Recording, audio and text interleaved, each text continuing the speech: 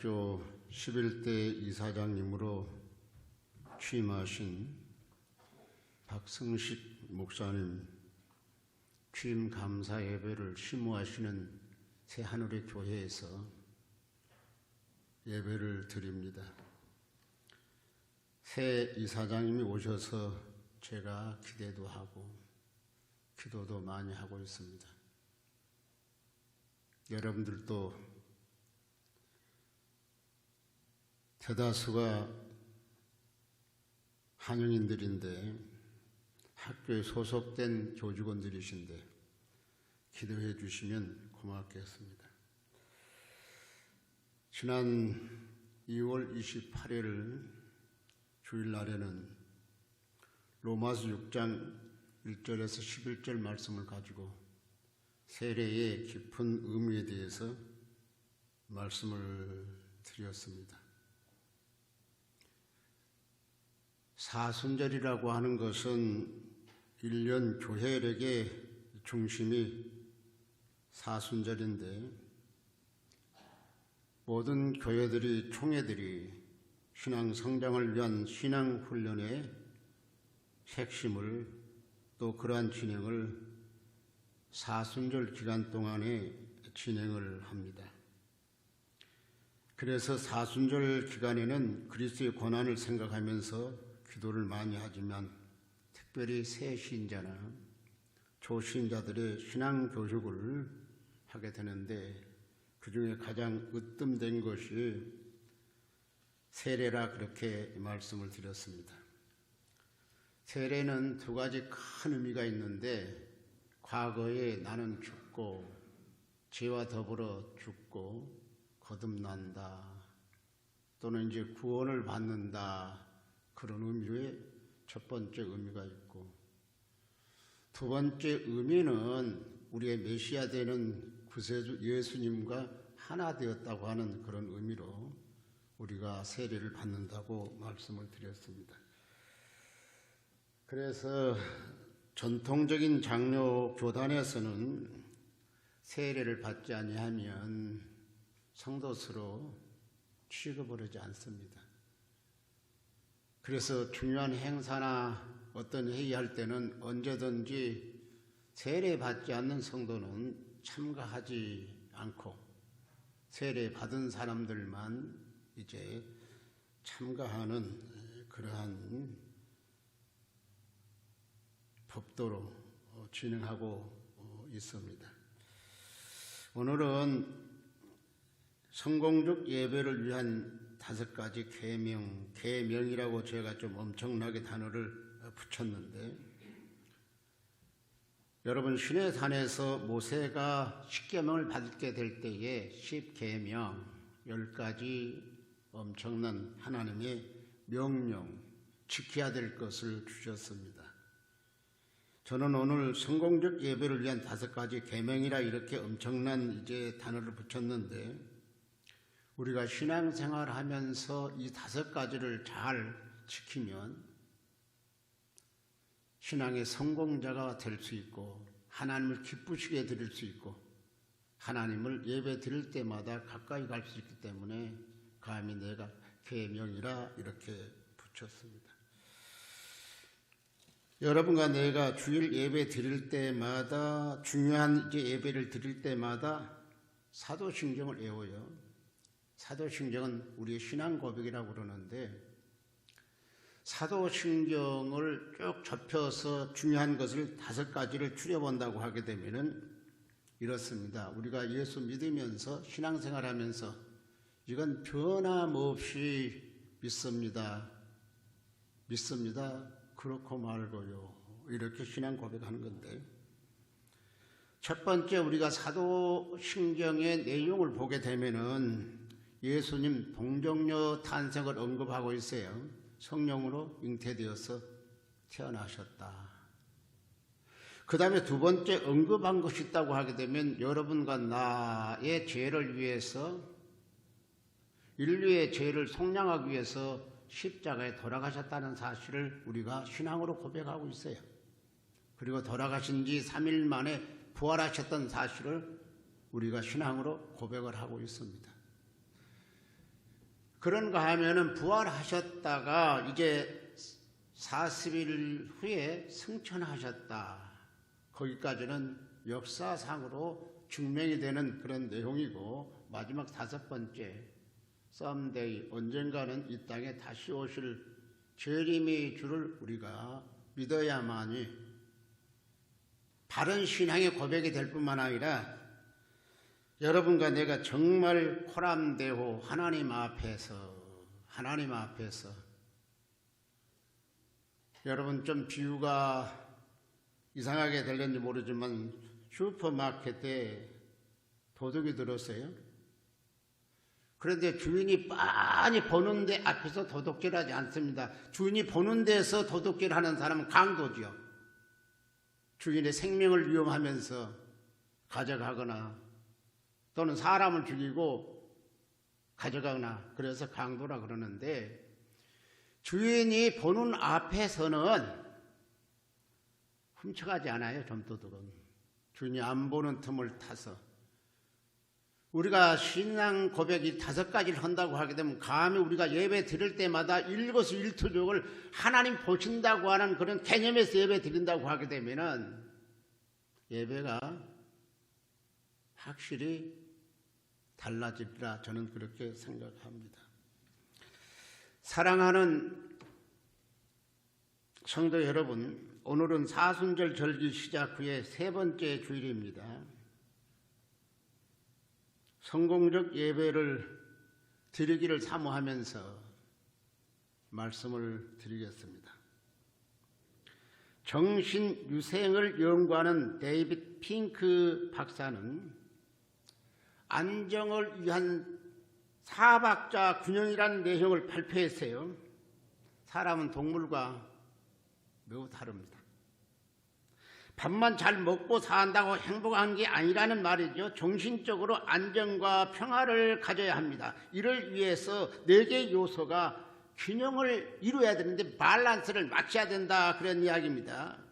그 하나가 일이죠. 영어로 이야기하게 되면 work가 아니고 work, 이렇게 이야기하는 WORK, 일입니다. 또 다른 말로 하면 job이라 그렇게 이야기할 수 있습니다. 직업이라 이렇게 이야기할 수 있는데, 일할 수 있는 터전이 있고 일거리가 있어야 한다. 그것은 정신유생 첫 번째에 들어간데 균형을 이루어야 한다, 그런 이야기죠. 그 다음에 2번째로는 이제 놀이, PLAY, play, 즐겨야 한다는 이야기입니다. 주식이 있어야 한다는 이야기입니다. 놀아야 한다는 겁니다. 3번째는 사랑, 러브를 이야기를 합니다. 사랑할 대상이 있고 사랑받을 수 있는 관계가 있어야 된다는 이제 균형을 이루기 위해서는, 4박자 균형을 이루기 위해서는. 그 다음에 4번째로는 여러분, 월십, 서비스, 예배. 여러분, 데이빗 핑크 박사는 미안한 이야기지만 레버랜드가 아닙니다. 패스가 아닙니다. 목사가 아니라 그런 이야기입니다. 의사입니다. 닥터. 그럼에도 불구하고 4대 균형 요새에 예배를 넣은 것은 굉장히 관심거리입니다.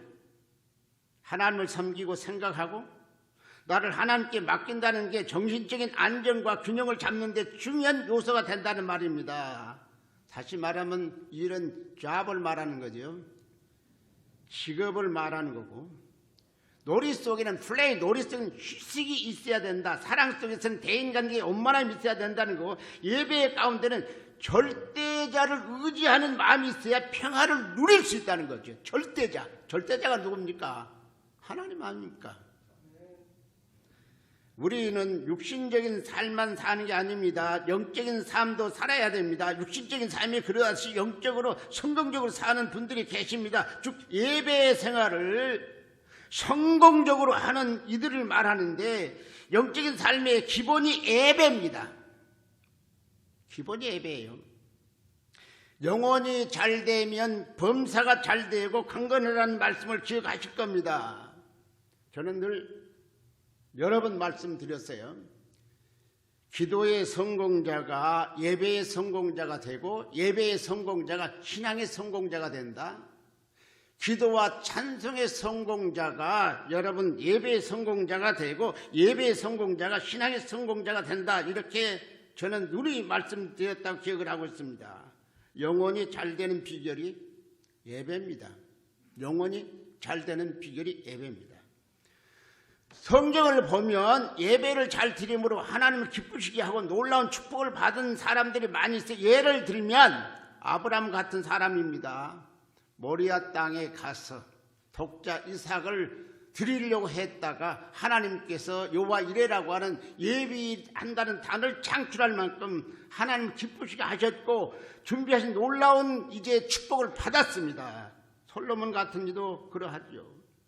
1000번제를 드림으로 하나님이 기뻐하시면서 무엇을 줄고 구한 대로 지혜도 주셨습니다. 구하지 않은 모든 부귀 영화를 누리게 했습니다. 여러분, 예배의 성공자가 되어야 한다는 사실이죠. 그래야 신앙의 성공자가 되어서 하나님 기쁘시게 함으로 말미암아 늘 제가 말씀드린 대로 내가 어디를 가든지 누구를 만나든지 무엇을 하든지 꼬이지 아니하고 열리고 풀리는 복된 삶을 살 수 있다는 사실을 믿으시기를 주의 이름으로 축복합니다. 그 다음에 이제 첫 번째 계명을 살펴볼 텐데, 첫 번째 계명은 예배의 성공자가 되기 위해서 예배 날짜와 시간을 기억해야 됩니다. 예배 날짜와 시간을 기억해야 됩니다. 구약에서는 안식일을 기억하여 거룩하게 지켜라 했습니다. 안식일을 잃어버려서는 안 됩니다. 신약에 와서는 예배를 드려야 합니다. 그리고 드리는 날이 있습니다. 그날이 오늘 주일날이죠. 또 오늘 주일날 우리는 11시 예배 드리기로 누누이 그렇게 예배 드려왔습니다. 그리고 시간 좀 지켜달라고 시간만 나면 내가 누누이 여러분들에게 말씀드렸습니다. 주일은 내 날이 아닙니다. No my day, not my day. 하나님의 날이죠. 주일은 예배 드리는 날입니다. 주일을 지키는 게 아닙니다. 예배를 드려야 됩니다. 예배를 본다. 어른들이 그러죠. 나이 많은 예배 본다. 예배 보러 가자. 예배 보러 간다. 그런데 가급적이면 그 말을 쓰지 마시고 예배 드린다로 바꾸는 게 좋습니다. 예배 본다. 예배가 까맣습니까? 하얗습니까? 파랗습니까? 예배를 본다. 그 표현은 안 쓰는 게 좋습니다. 예배 드리는 날을 하나님이 허락하셨습니다. 곧 예수께서 십자가에 죽어 주심으로 우리는 값없이 공로 없이 구원을 받게 되었습니다. 안식 후 첫날에 예배 드리라고 했습니다. 예수 십자가 사건을 중심으로 신약 때에는 예배를 잘 드렸습니다. 예배는 언제 드려야 하는가라는 질문이 생깁니다. 주일에 드리는 겁니다. 젊은 부부가 좋아지다가 사랑하게 됐습니다. 이제 결혼식을 하려고 합니다. 그러면 언제 하느냐 이것이 결정되어야 토요일 날 오후 몇 시 르네상스 에딩홀에서 한다 이렇게 결정되어져야 초대장을 내고 준비하는 것과 같이 언제 예배 드리는가 이것이 정해져야 됩니다. 주일입니다. 주일은 성도로서 필수죠. 그러나 교회마다 주일만 예배 드리는 게 아니고 새벽 예배도 드리고 수요일 예배도 드리고 그 다음에 금요일 예배도 드리고 구역 예배도 드리고 이것은 사실은 경건한 신앙생활을 하기 위해서 교회를 부흥시키기 위해서 영적 성장을 위해서 드리는 예배예요. 그러나 주일은 학교에서 이야기하게 되면은 이제 전공입니다. 전공 필수적인 예배라 그런 이야기입니다. 예배가 살아야 신앙이 삽니다. 신앙이 산다고요. 예배가 살아요. 예배의 성공자가 신앙의 성공자가 됩니다. 미국 오클라호마의 작은 마을에 새로 부임한 목사님이 의욕적으로 이번 목회 좀 잘해봐야겠다. 집집마다 신방을 하면서 오는 주일날 내가 설교 준비를 열심히 했습니다. 주일날 이제 교회 와서 예배 드리시기 바랍니다. 이렇게 요청을 했습니다. 그리고는 정성을 다해 설교 준비를 했습니다. 주일이 되자 목사님은 정말 설레는 마음으로 흥분된 가운데 신자들을 기다렸지만 예배가 끝날 때까지 성도들이 정말 많이 오지 않았어요. 온 신자는 손가락으로 꼽을 정도였으면 다음날 목사님은 그 지방 도시에 큰 이제 신문에다가 전면 광고를 깔았습니다. 뭐라고 이제 광고 제목이 이렇게 교회가 죽었습니다. Church is dead. 그러면서 여러분 제가 이번 주일날 장례식을 치를 텐데 모두 참석해 주시길 바랍니다. 주변 사람들은 신문을 보고 놀라고 의아해하면서 주일이자 사람들이 모여왔습니다. 미국식이죠. 저는 미국식 장례식을 많이 참석해 봤어요. 앞에 소강에서는 간 위에다가 이제 말하자면 강단에다가 간을 아주 이쁘게 표를 세우고 그 다음에 양쪽에 조화를 잘 장식해 놓고 예배를 드립니다. 그리고 마지막에는 모든 성도들이 마지막 이제 가는 고인에게 인사하는 마음으로 다 와서 꽃 하나씩 들고 와서 헌화를 하는 시간. 그리고 미국의 장례식 절차 가보신 분들은 알지만 기가 막히게 화장실이 좋아가지고 웃는 얼굴로 만들어 놓는 거예요. 그래서 이제 마지막 떠나시는 분에게 조의를 표하기 위해서 조객들이 차례로 서서 간 앞에 나와서 들여다 보도록 누가 죽으셨는지 한번 보라고 이렇게 이제 이야기를 했습니다. 그런데 참석한 조격들이 이렇게 딱 내려다 보고는 전부가 깜짝깜짝 이제 놀랬습니다. 그리고 돌아서면서 송구스러운 표정들이었습니다. 간 속에 사람이 있는 게 아니에요. 사방에 거울, 아주 반짝반짝 빛나는 거울이 이제 있으니까 이렇게 들여다보니까 누가 보이느냐? 시체는 없으니까, 사람은 없으니까 자기 얼굴이 보이는 거죠. 자기 얼굴이 보이는 거예요. 자기 얼굴이 보인다고요. 여러분, 누가 죽었는가? 자신이 죽어 있다는 것을 알게 되었습니다. 나 자신이 예배드리지 아니하니까 영적으로 죽었다는 이야기죠. 주일은 노는 날이 아닙니다. 주일은 스포츠를 즐기는 날이 아닙니다. 주일은 일하는 날이 아닙니다. 내 날이 아닙니다. 주님의 날입니다. 하나님께 예배 드리는 날입니다. 날짜만 아니라 시간도 정확하게 지켜야 됩니다. 기차를 타고 부산에 KTX를 타려고 하는데 11시 이제 시간인데 10분에 도착합니다. 이미 기차가 떠났습니다.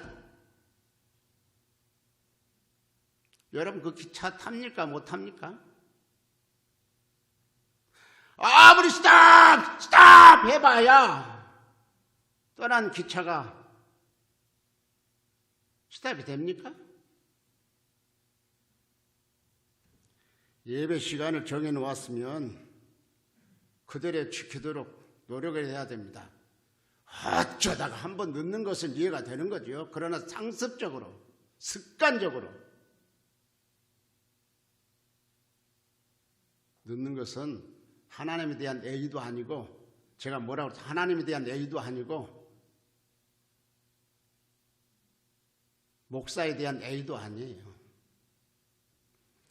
여러분들 그럴 리가 없겠습니다마는 청와대 주인이 홍길동아 나 좀 보자 그러면 싫든지 좋든지 그날 안 날부터 머리 단장하고 남자 같으면 넥타이를 어떤 거 매야 돼, 와이셔츠를 어떤 것 이제 입어야 돼, 양복은 어떤 것 입어야 돼.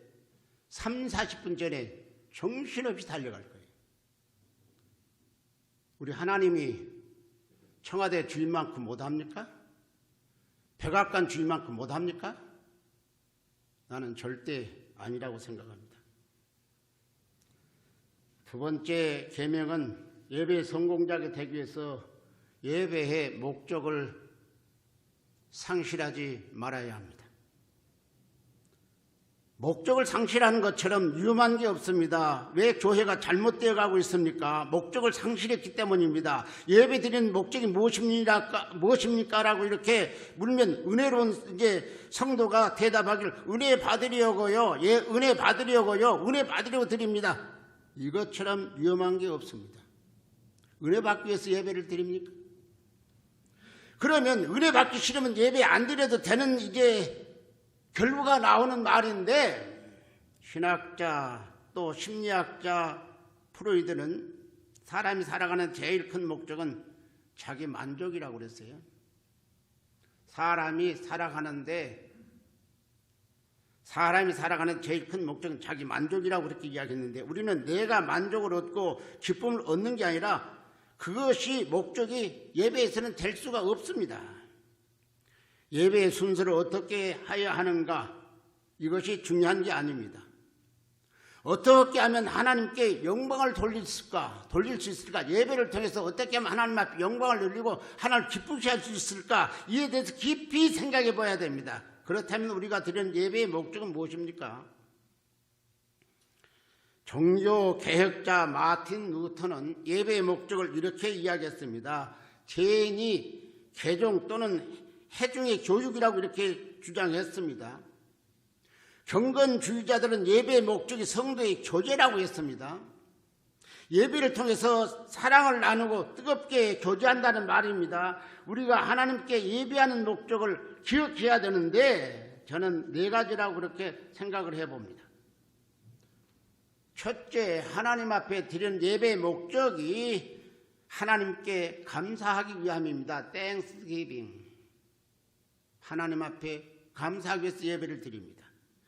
죄악에서 구원해 주시고 순간마다 보호하여 주심에 대해서 감사하려고 예배하는 겁니다. 바른 예배는 감사가 있어야 됩니다. 예배 드리는 동안에 가슴 이제 가득하게 감사하는 마음이 들었다면 바른 예배입니다.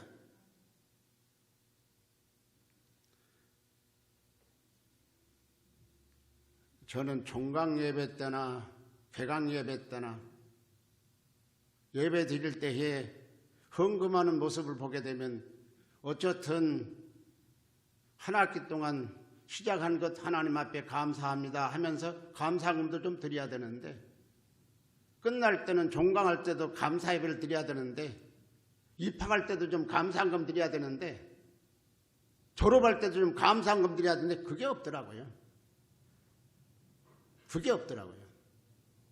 예배는 땡스기빙. 여러분, 세계의 최대 교단을 일컫는 순복음교회 아셈블리 오브 갓, 그 교단은 새벽 예배고 수요일 예배고 금요일 예배고 예배 때마다 구역 예배고 하나님 앞에 오프링이에요. 헌금이에요. 남의 교단 남의 이야기할 것은 없습니다만 정신은 나는 아주 예배에서 중요한 순서 중에 하나라 그렇게 생각합니다. 그 다음에 예배 두 번째 목적은 주께 헌신하기 위함이다. Dedication.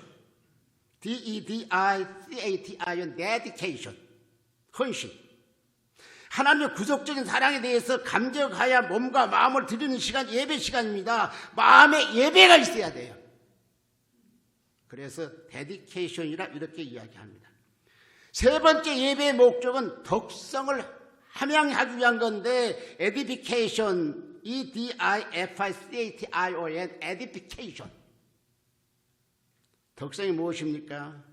내 안에 소망을 갖는 겁니다.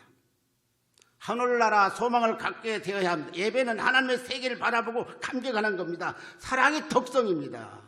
사랑할 수 없는 사람도 사랑하게 되는 은혜를 받고 이제 예배하는 겁니다. 인내할 수 있는 마음, 용서할 수 있는 마음, 국률들의 덕성을 함양하고자 예배를 드린 겁니다. 하나님의 사랑을 받았기에 우리도 다른 이들을 사랑할 수 있어야 됩니다. 이해할 수 있어야 됩니다. 이것이 바른 예배의 목적입니다. 여러분, 예배의 목적은 은혜를 받고 내가 하나님 안에서 있다고 하는 사실을 생각하면서 영감을 받고 사명을 다하기 위해서 예배를 드리는 겁니다. 우리는 너무 쉽게 생각했어요. 막연하게 하나님께 영광이라는 말을 해서는 안 됩니다. 구체적으로 예배의 목적을 이해를 했다고 하게 되면은 바른 예배 드리는 여러분과 제가 되어야 합니다. 이제 막 목사 안수 받은 목사님이 어떤 교회에 부임을 했어요. 미국 교회 이야기입니다. 그 교회가 신임 목사 환영하는 만찬회가 열리는데 그 교회 어떤 집사님이 찾아왔어요. 목사님, 우리 교회는 700명 정도가 교회 나오는데 지금까지 교회가 엉망이었습니다. 서로 나눠졌습니다. 싸웁니다. 서로 잘했다고 야단입니다. 그런데 어떻게 700명 성도들을 만족할 수 있도록 해드리겠습니까? 목사님이 비결이 무엇입니까? 그렇게 질문했어요. 그때 목사님, 젊은 목사님 명대답을 했습니다. 주저없이 대답하기를 이 교회에 제가 부임한 것은 700명 각자를 만족시키고 기쁘게 드리기 위해서 이 교회에 부임한 게 아닙니다. 나는 딱 한 분, 하나님만 기쁘게 하기 위해서 이 교회에 왔습니다. 하나님만 기쁘게 하게 되면 이 교회 모든 문제는 자연스럽게 해결되는데 그 비결은 예배라고 생각합니다. 초대교회로 나는 돌아갈 것입니다. 이 사람이 와도 저 사람이 와도 대꾸지 아니하고 계속 예배만 열심히 드렸더니 교회가 초대교회처럼 돌아가서 하나님을 영광 돌리는 교회가 되었다고 하는 실화입니다. 세 번째 계명은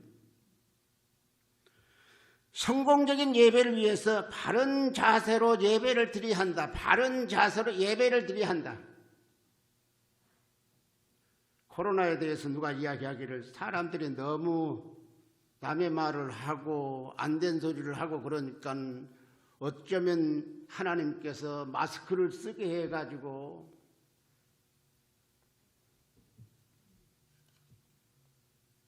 여러분 형식적인 예배가 되는 날에 큰 위기가 옵니다. 왜 형식적인 예배입니까? 목적을 상실했기 때문입니다. 하나님은 예배하는 자를 찾으신다고 본문에 말씀을 하고 계십니다. 수많은 사람들이 예배하는데 같은 장소에서 같은 예배를 드려도 하나님 기뻐하시는 예배가 있습니다. 찬송하라니까 억지로 합니다. 아니 입을 열지도 않습니다. 그저 예배에 동참한 게 아닙니다. 요즘 열린 예배 구도자를 위한 예배를 드린다고 하는데 다른 이들이 찬양하니까 따라서 찬양하고 다른 이들이 기도하니까 따라서 기도하고 형식만 있다고 예배가 아닙니다. 여러분 두 가지라고 생각하는데요. 예배하는 자세가 신령하게 드려야 됩니다. 내 감정이 내 생각이 아니라 하나님의 영으로 드려야 됩니다. 성령으로 이제 기도합니다. 성령의 감동을 받은 말씀을 전합니다. 교회는 말씀과 함께 성령이 역사하시는 것입니다. 그래서 예배 중에 찬양 중에 기도하는 중에 설교하는 중에 하나님을 만나고 하나님의 세미한 음성을 드려야 됩니다. 이것이 영적인 예배입니다. 성령으로 인해서 만족감을 얻어야 된다 그런 이야기입니다. 처음 교회에 나오신 분이 예배가 끝났는데 2부, 3부, 4부 예배 이제 드리려고 이제 앉아 있습니다. 그래서 옆에 있던 성도가 아니 예배가 끝났는데 왜 머물러 계세요? 그랬더니 그 새로 나온 성도가 그냥 또 한 번 드리려고요. 그냥 좋아하세요. 이것이 성령의 감동으로 드린 예배라고 볼 수 있습니다. 그리고 예배 드리는 두 번째 자세는 진정으로 드려야 되는 거예요. 진정으로 드려야 되는 거예요.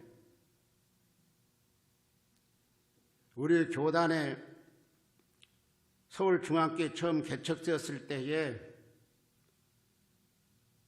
순복음신학교 나와서 우리 교회 전도사는 이제 여자 전사님 있었는데 그 전사님은 1시간이나 1시간 반 전에 가서 예배를 드리는데 나는 그 전사님 모습만 봐도 은혜가 되는 거예요. 감동이 되는 거예요. 기도하는 모습이 너무너무 간절하게 되는 거예요. 너무 진지하게 기도드리는 거예요. 제가 영향을 많이 받았어요. 그분 전사님. 그러면서 그분 전사님 저에게 두 가지 축복을 해줬어요. 한 전도사님은 예쁜 섹시 만날 거야.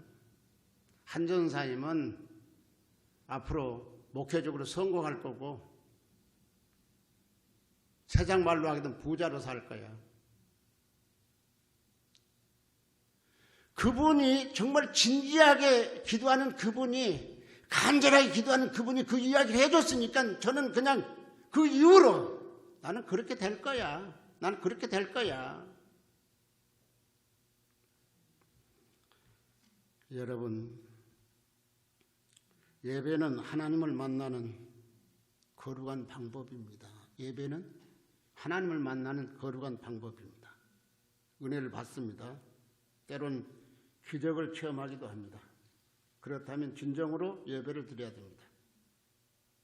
진정으로 드리는 예배는 사모하고 드리는 예배입니다. 사람이 우리 집을 방문한다고 합니다. 귀찮은 사람입니다. 어제 안 했으면 하는데 굳이 온다는 겁니다. 와도 환영하지 않습니다. 그리고 빨리 갔으면 좋겠다는 생각이 듭니다. 그런데 외국에 사는 딸이 있는데 친정 어머니가 온다고 합니다. 그 딸 친정 어머니 얼마나 기다리겠어요? 오면 더 머물러 계셨으면 하는 생각이 됩니다. 이것이 진정입니다. 우리는 예배 드릴 때에 형식으로 끝나지 않고 신령과 진정으로 드리는 예배의 성공자가 되어야 한다는 사실을 믿으시기를 주의 이름으로 축복합니다.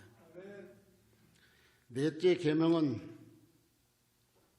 성공적인 예배를 위해서 예배 대상을 바로 알아야 됩니다. 남편 아니에요. 아내 아닙니다. 선생님 아닙니다. 사람 아닙니다. 누구도 예배 대상이 될 수 없습니다. 여러분은 예배의 대상이 누구라고 생각하죠? 예배 대상을 잃어버리면 예배가 못 됩니다. 예배 형식적인 것과 함께 습관으로 드리는 예배가 오늘 교회의 문제점입니다. 저는 여러분들이 다 아시는 내용이겠지만 예배의 대상은 오직 한 분, 오직 한 분, 오직 한 분 하나님이라는 사실을 기억해야 됩니다. 미혼 여자가 결혼 대상자도 아닌 남자를 만날 때에는 별로 관심이 없어요. 그런데 저 남자와 일생을 살 거야, 그렇다면 만남 자체가 의미 있게 됩니다.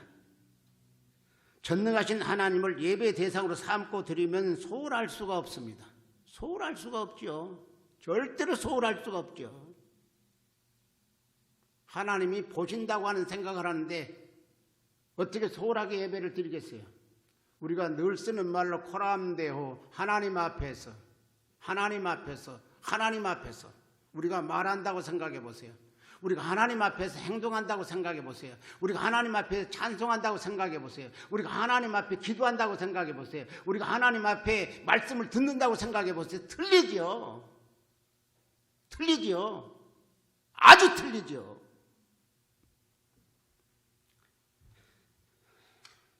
오늘날 교회에 나와서 예배하는 자들을 4가지 형으로 대충 구분합니다. 5가지 형이네요. 첫째는 아웃사이드형. 찬양을 하고 즐거움으로 찬양하고 예배하는데 동참하지 못합니다. 관심도 없습니다. 예배 안에 들어와야 되는 거 아닙니까? 그런데 예배 안에 안 들어오고 예배 밖에 있습니다. 그래서 아웃사이더. 두 번째 형은 자칭 매니아형 예배입니다. 찬양이나 예배의 내용보다는 음악적이거나 예배 형식에 대해서 민감하게 반응을 보이는 사람들인데 이런 사람들을 자칭 매니아형 예배. 그 다음에 세 번째 형은 냄비형 신자. 굉장히 열성적이지만 분위기에 휩싸여서 예배를 이제 주님을 이제 말하자면 아주 굉장히 뜨거웠다가 금방 식어버려. 은혜를 엄청 받은 것 같은데 지나고 나면 없어. 그 다음에 4번째 형은 객석 매너형. 사람들 앞에서는 정성을 보입니다. 거룩한 척 보이고 사람들 앞에는 신자인 척 보고 사람들은 예배를 위해서 헌신하는 척 보이고 그러나 하나님 앞에서 하는 게 아닌 찬양이나 예배를 말하는 게 객석 매너형. 가장 이상적인 것이 향유 옥합형입니다. 향유 옥합형인데 자기 자신을 온전히 희생하며 돌보며 예배하는 사람입니다. 찬양 한 곡을 불러도 하나님께 마음으로 고백하고 주님께 나아가려는 간절한 마음으로 드리는 이게 찬양, 예배, 기도. 우리가 주님께로부터 부름을 입고 은혜를 나눌 수 있는 기회를 주신 하나님께 영광을 돌리는 이게 예배. 여러분, 장소는 바뀌어도 예배의 대상을 바꾸면 안 됩니다. 언제 어디에서 예배해도 예배 대상이 하나님 아버지가 되시기에 그분에게 순종하는 예배가 되어야 됩니다. 하나님께 영광을 돌리고 드리는 예배가 참 예배이고 그때 은혜가 임합니다. 하나님께서 놀라운 축복으로 응답한다는 사실을 기억해야 됩니다. 제가 한번 질문 좀 해볼까요? 여러분은 사이더형으로 예배를 드립니까? 아니면 자칭 매니아형으로 예배를 드립니까? 좀 부르르 끊는 냄비형으로 예배를 드립니까? 아니면 이제 객석 매너형으로 예배를 드립니까? 아니면 향유 옥합형으로 예배를 드립니까? 그 대답은 여러분 스스로가 해야 될 것 같습니다. 마지막 5번째 계명은 성공적 예배를 위해서 계명은 굉장히 중요한 이야기죠. 예배의 생활과 여러분 이제 삶과 연결이 돼야 된다는 이야기죠. 예배 드릴 때만 거룩한 척, 예배 드릴 때만 목사인 척, 예배 드릴 때만 사모님인 척, 예배 드릴 때만 권사인 척, 예배 드릴 때만 안수 집사인 척, 예배 드릴 때만 장로인 척, 예배 드릴 때만 집사인 척, 예배 드릴 때만 세례교인 척 아니라는 이야기죠. 예배 드릴 때 거룩했으면, 감사했으면 가정에 가서도 직장 생활하면서도 나는 예수 믿는 사람이라고 생활을 통해서 언어를 통해서 간접적으로 다른 사람들이 느낄 수 있도록 말도 하고 행동도 하고 생활도 해야 한다, 그런 이야기입니다. 우리는 예배를 통해서 하나님을 만나게 됩니다. 하나님께서 모세에게 출애굽기 25장 22절에 보면 거기서 내가 너와 만나고 거기서 내가 만나고 그렇게 말씀했습니다. 하나님을 만난 사람 변화됩니다. 달라집니다. 예배 드린 이후 내 삶 속에서 기쁨이 있어야 됩니다. 능력이 있어야 됩니다. 세상을 이길 수 있는 힘을 얻어서 유혹이나 시험이 와도 능히 이겨내야 합니다. 가슴에는 사랑으로 가득 차 있어야 됩니다. 누구라도 사랑할 수 있는 마음이 되어져 이웃을 사랑하고 가정을 사랑할 수 있어야 됩니다. 예배 드리고 와서 어느 집사님이 곧잘 사소한 일로 말다툼을 하고 부부싸움을 합니다. 이를 본 아들이 아빠에게 묻습니다. 아빠, 교회 갔다 오면 싸우는 거야? 아빠, 교회 갔다 오면 다투는 거야? 여러분 어떻게 대답하겠습니까? 교회 갔다 왔으면 말도 좀 곱게, 교회 갔다 왔으면 금방 교회 가서 찬송하고 금방 가서 교회하고 금방 가서 말씀 금방 가서 헌신하고 왔는데 사소한 일로 가정에 돌아와서 말다툼하고 얼굴 붉고 싸우니까 아들 딸들이 볼 것이 없죠. 아빠, 교회 갔다 오면 말다툼하는 거야? 아빠, 교회 갔다 오면 싸우는 거야? 여러분, 아빠가 뭐라고 대답해야 될지 여러분 생각해 보시기 바랍니다. 예배는 삶 속에서 이어져야 합니다. 예배의 순서가 어떠하고 예배에는 성찬이 있어야 한다는 등 이론이 많습니다. 그러나 예배는 삶 속으로 연결되어야 누구든지 예수 믿으려면 저 사람처럼 믿어라 이렇게 말을 할 수가 있습니다. 평소에 불만이 많은 사람이 예배 드린 후에는 감사의 삶으로 바꿔줘야 됩니다. 그러면 예배 잘 드린 거죠. 가족들 간의 관계가 편안하지 않았는데 예배 이후에 가정에 하기가 애합니다. 예배 성공자죠. 예배당 안에서만 경건한 게 아니라 가정에서도 직장에서 경건함이 있어야 합니다. 여러분, 경건이 뭐죠? 우리가 다음 주 화요일 날도 이제 예수님의 눈물에 대해서 제가 경건 예배 인도할 텐데, 목요일 날 학생 경건했더는 이제 이원회 총회장님이 와서 경건 인도할 때, 경건회가 여러분 뭐죠? 경건회가 뭐죠?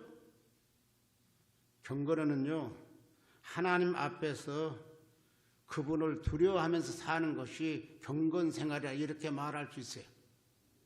경건한 사람은 죄를 지을 수 없습니다. 사람이 안 본다고 아무렇게나 살지 않습니다. 자기 자신에 대해서 진실합니다. 누가 보든지 안 보든지, 누가 알아주든지 안 알아주든지. 진정한 예배자는 삶 속에서 감사가 넘쳐나는 거죠. 삶 속에서. 사람에 대해서, 환경에 대해서 원망하거나 불평하지 않습니다. 이런 예배를 드리는 자를 하나님이 찾으십니다. 말씀을 마치도록 하겠습니다.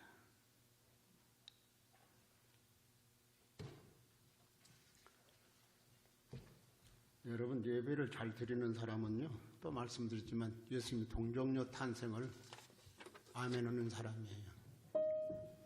나를 위해서 예수 그리스도가 부활로 십자가상에 돌아가셨다는 사실을 아멘하는 사람, 부활했다는 사실을 아멘하는 사람, 승천했다는 사실을 아멘하는 사람, 언젠가는 다시 심판의 주로 오신다는 사실을 아멘하는 사람은 예배를 잘 드릴 수밖에 없어요.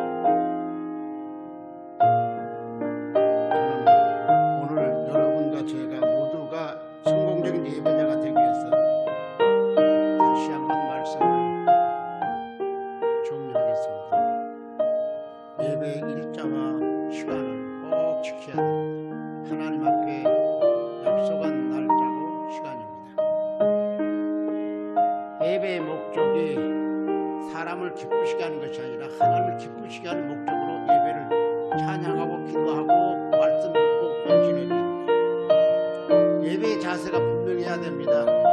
신령한 마음으로 또는 진실한 마음으로 영으로 진정으로 예배를 드려야 됩니다. 예배의 대상은 다른 사람이 아닙니다. 절대로 다른 오직 하나님이라는 사실을 기억해야 됩니다. 예배는 생활과 연결되어야 성공적인 예배를 드렸다고 이야기할 수 있습니다. 사랑하는 성도 여러분, 성공적인 예배를 드림으로 예배를 통해서 풍성한 은혜와 축복 받으시는